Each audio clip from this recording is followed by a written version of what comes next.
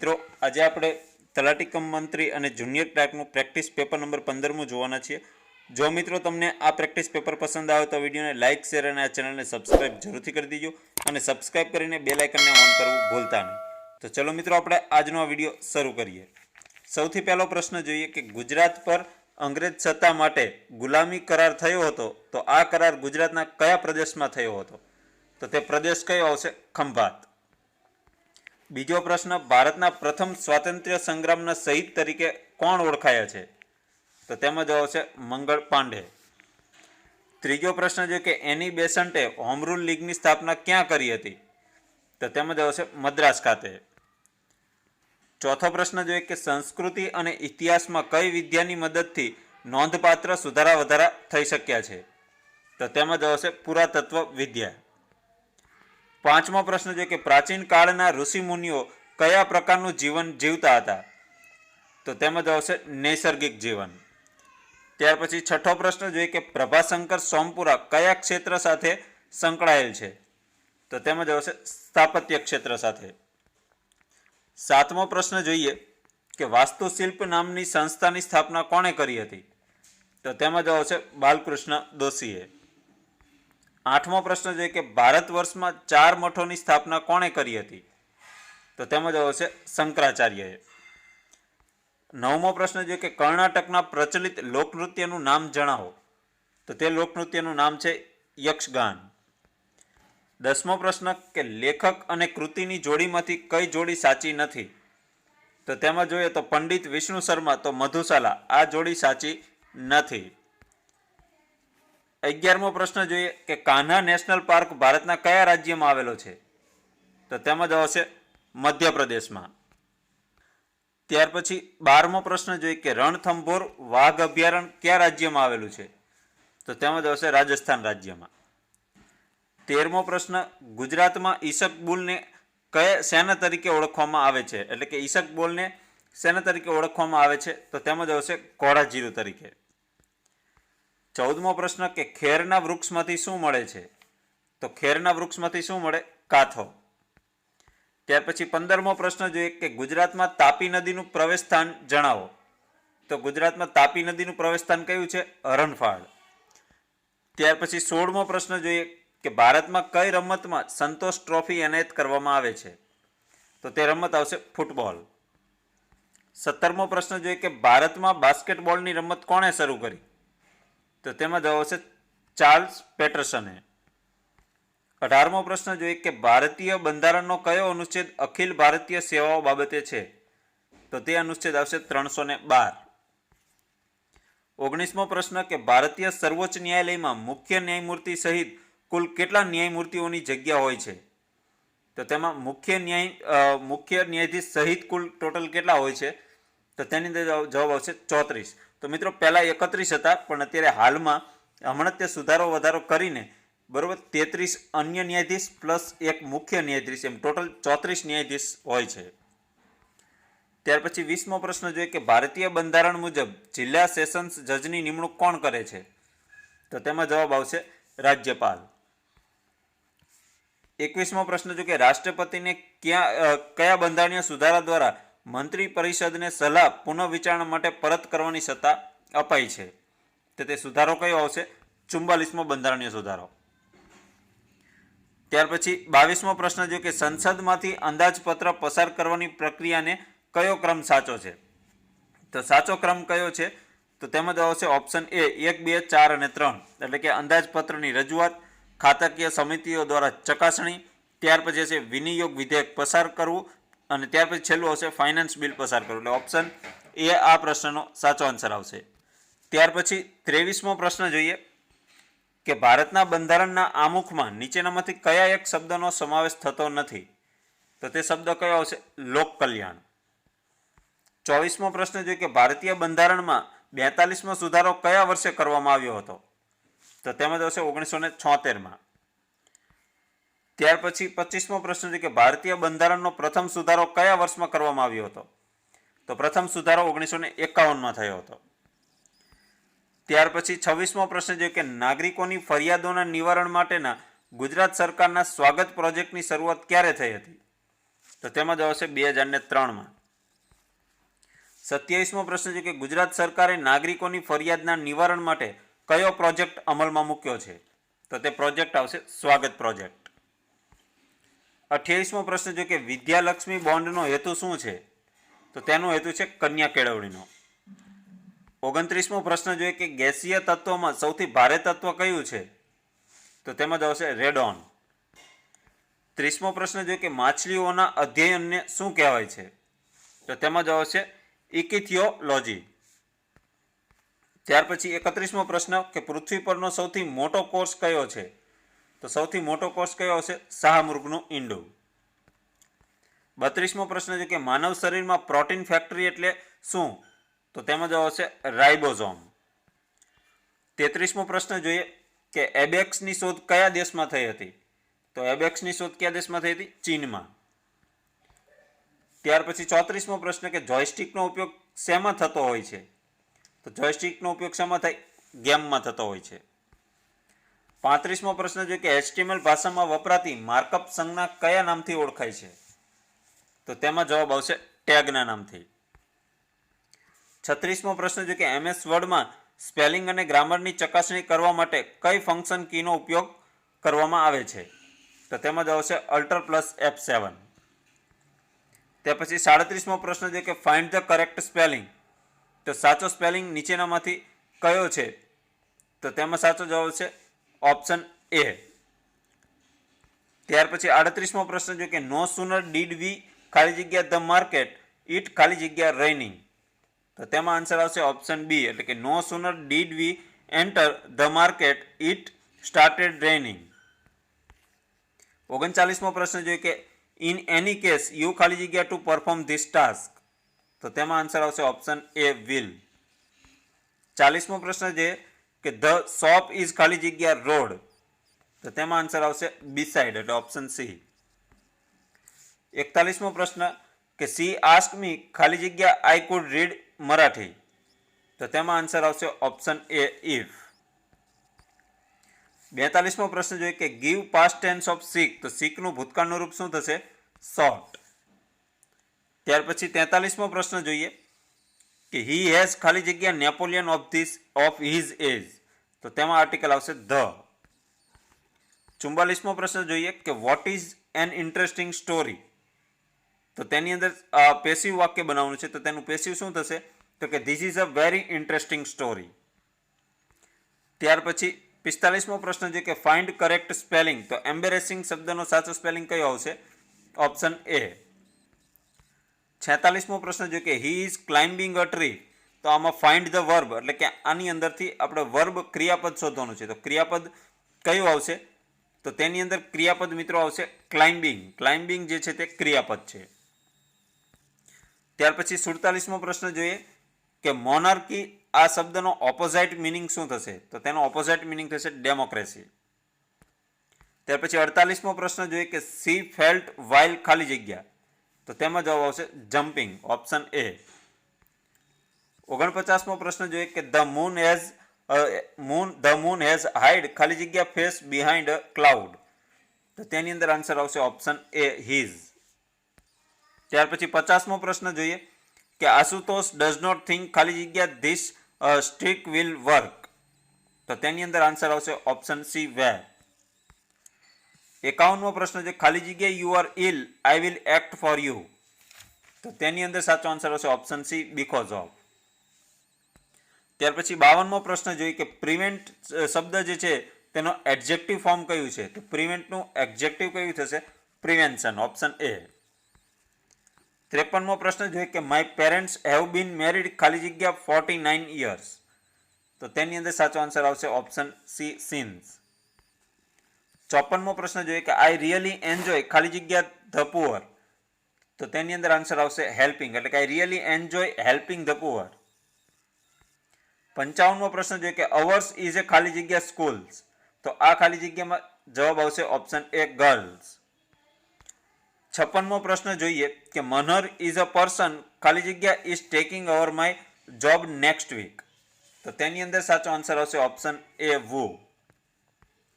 57મો પ્રશ્ન જોઈએ કે લોકો ભ્રષ્ટાચાર કરે છે.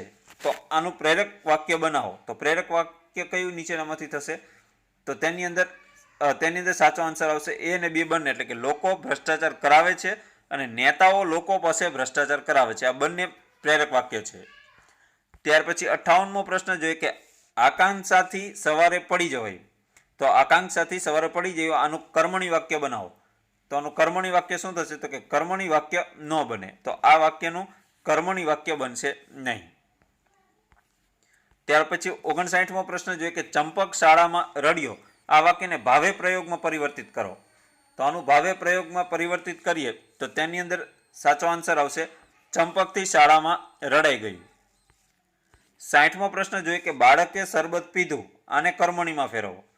તો આને કર્મણીમાં ફેરવે તો કે બાળક દ્વારા શરબત પીવાયું. 61મો પ્રશ્ન જોઈએ કે અમે બાળકો પાસે નૃત્ય કરાવડાવ્યું. તો આ વાક્ય પ્રકાર કયો છે?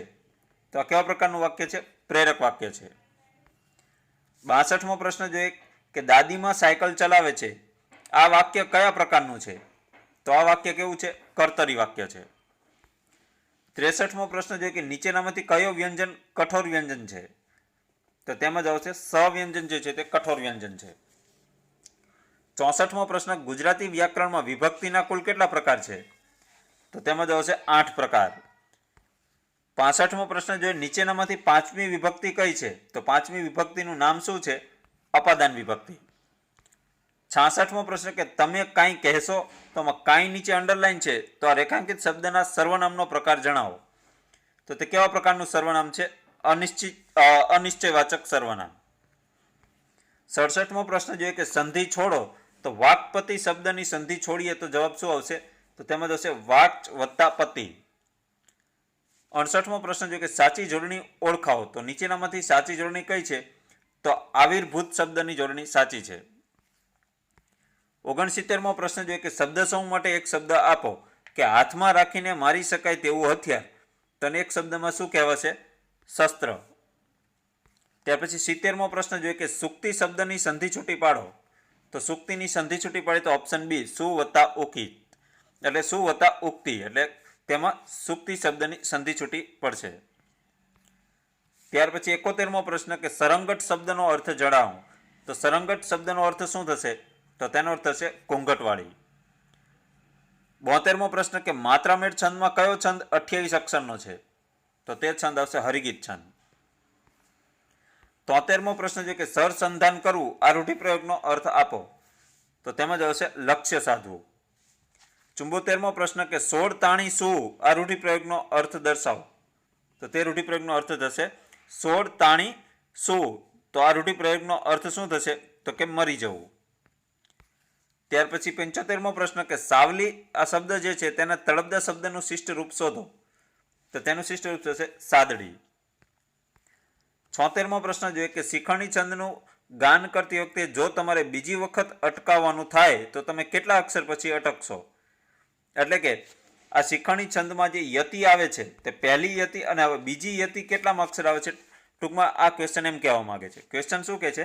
શિખંડી છંદનું તમે ગાન કરો, જો તમારે બીજી વખત અટકવું હોય તો કેટલામાં અક્ષરે અટકવું પડે? તો તેમાં જ આવશે 12મા અક્ષરે. ત્યાર પછી 77મો પ્રશ્ન બંધારણનો કયો સુધારો કહે છે કે ગ્રામ પંચાયતમાં 1/3 બેઠકો મહિલાઓ માટે અનામત હોવી જોઈએ? તો તેમાં જ આવશે 73મો સુધારો. 78મો પ્રશ્ન છે કે સરપંચનું વિશિષ્ટ મહત્વ શું છે? તો તેમાં જ આવશે ઉપરોક્ત બંને, એટલે કે તે ગ્રામ પંચાયતના વડા હોય છે અને તે મતદારોમાંથી સીધા ચૂંટાય છે. 79મો પ્રશ્ન છે કે ગ્રામ પંચાયત અને ગ્રામ સભા વચ્ચેનો સંબંધ પ્રધાનમંડળ અને વિધાનસભા જેવો હોવો જોઈએ. તો આ વિધાન કોનું છે? તો આ વિધાન છે જયપ્રકાશ નારાયણનું. 80મો પ્રશ્ન જોઈએ કે ગ્રામ સભામાં નિર્ણય કેવી રીતે લેવાય? તો તેમાં જ આવશે સાદી બહુમતીથી. 81મો પ્રશ્ન જોઈએ કે પંચાયતોની ચૂંટણી કોની નિગેબાની હેઠળ યોજાય છે? એટલે કે કોની નિગરાણી હેઠળ યોજાય છે પંચાયતની ચૂંટણી? તો તેમાં જ આવશે રાજ્ય ચૂંટણી પંચની નિગરાણી હેઠળ. 82મો પ્રશ્ન જોઈએ કે સરકારી પડતર જમીનમાં પેશકદમીનો અહેવાલ તલાટીશ્રીએ કોને કરવાનો રહે છે? તો તેમાં જ આવશે મામલતદારશ્રીને. 83મો પ્રશ્ન જોઈએ કે એક ગામમાં 1200 કુટુંબ રહે છે. દરેક કુટુંબ ગામ સુધારણા ફાળામાં 50 આપે છે. જો કુલ ખર્ચ રૂપિયા 48,335 થયો હોય તો કેટલા રૂપિયા વધ્યા છે? એટલે કે 1200 કુટુંબ રહે છે અને દરેક કુટુંબ ગામના સુધારણા ફાળામાં 50 આપે છે, એટલે 1200 ગુણ્યા 50 કરો એટલે 12 પંચાને 60 એટલે 12,000 રૂપિયા. બરોબર, 12,000 રૂપિયા થાય, આપણી સીધી જ ગણતરી થઈ જાય છે. બરોબર, એટલે કે 12 પંચાને 60 થાય, એટલે સોરી 12,000 નહીં થાય, 12 પંચાને 60 થઈ ગયા. અને ત્યાર પછી 3 મીંડા એડ કરવાના, એટલે 3 મીંડા એડ કરો એટલે કેટલા થાય? 60,000 રૂપિયા. હવે એમાંથી ખર્ચો કેટલો થાય છે? 48,335 નો. તો હવે 60,000 માંથી 48,335 બાદ કરો તો તેમાં જવાબ કેટલો આવે? 11,665. ત્યાર પછી 84મો પ્રશ્ન જોઈએ કે એક પેટીમાં બિસ્કિટના 50 પેકેટ સમાય. તો આવી 1035 પેટીમાં બિસ્કિટના કેટલા પેકેટ સમાય? તો એક પેટીમાં 50 તો 1035માં કેટલા? તો 1035 ગુણ્યા 50 કરો તો તેની અંદર આન્સર આવશે 51,750. ત્યાર પછી 85મો પ્રશ્ન જોઈએ કે વ્યાપારીએ 10 હિંચકા રૂપિયા 12,000માં ખરીદ્યા અને તેને દુકાન સુધી લાવવાનું ભાડું 2,000 થયું, તો એક હિંચકો રૂપિયા 980ના ભાવે વેચે તો તેમને નફો થાય કે ખોટ જાય? અને જો નફો કે ખોટ જાય તો કેટલા ટકા થાય? તો તેમાં જવાબ આવશે તેમને કેટલો છે કે 30% ખોટ જશે. ત્યાર પછી 86મો પ્રશ્ન છે કે 4 મીટર લંબાઈ અને 300 સેન્ટીમીટર પહોળાઈ ધરાવતા સભાખંડની પરિમિતિ કેટલી થાય? તો તેમાં જવાબ આવશે 14 મીટર. 87મો પ્રશ્ન છે કે એક માણસ 10 કિલોમીટર પ્રતિ કલાકની ઝડપે કાર ચલાવે છે. તે દરેક 4 કિલોમીટરના અંતરે કાર બદલે છે, તો તે માટે તેને 4 મિનિટનો સમય લાગે છે. તો કુલ 80 કિલોમીટરનું અંતર કાપતા કેટલો સમય લાગે? તો તેમાં આવશે 9 કલાક ને 16 મિનિટ. 88મો પ્રશ્ન જોઈએ કે 5.0999માં કેટલા ઉમેરવાથી સરવાળો 6 થાય? તો તેની અંદર જવાબ આવશે 0.9001 ઉમેરવાથી સરવાળો 6 થશે. 89મો પ્રશ્ન જોઈએ કે એ અને બી અનુક્રમે 50,000 અને 1 લાખ રૂપિયા રોકી ભાગીદારી શરૂ કરી અને રૂપિયા 2500 નફો મળે તો બી નો નફો શોધો. તો 2500 રૂપિયા બંનેનો થઈને નફો મળે છે, તો તેમાં બી નો નફો કેટલો થશે? બરાબર, તો તેની અંદર સાચો આન્સર આવશે 5,000 રૂપિયા. ત્યાર પછી 90મો પ્રશ્ન છે કે પ્રશ્નાર્થના સ્થાને કયો વિકલ્પ યોગ્ય થશે? તો ફૂટને TOES લખાય, તો હેન્ડને કઈ રીતે લખાશે? તો તેની અંદર હેન્ડને કેવી રીતે લખાશે? તો તેમાં જવાબ આવશે ઓપ્શન ડી. ત્યાર પછી પ્રશ્ન નંબર 91 જોઈએ કે પી એ ક્યુ નો પતિ છે, આર એ એસ અને ક્યુ ની માતા છે, તો આર એ પી ના શું થાય? તો તેની અંદર જવાબ આવશે આર એ પી ના શું થાય? સાસુ. 92મો પ્રશ્ન જોઈએ કે રમેશની ઉંમર તેના દીકરા કરતા 7 ગણી છે. 10 વર્ષ પછી તેની ઉંમર 3 ગણી થઈ જશે, તો હાલમાં તેની દીકરીની ઉંમર કેટલી હશે? તો તેમાં આવશે 5 વર્ષ. 93મો પ્રશ્ન જોઈએ કે 8 દીવાસળીની મદદથી વધુમાં વધુ કેટલા ચોરસ રચી શકાય? તો તેમાં જવાબ આવશે 14. 94મો પ્રશ્ન જોઈએ કે નવેમ્બર 2021માં સ્કોર્પિયન ક્લાસની કઈ સબમરીન ભારતીય નૌકાદળને સોંપવામાં આવી છે?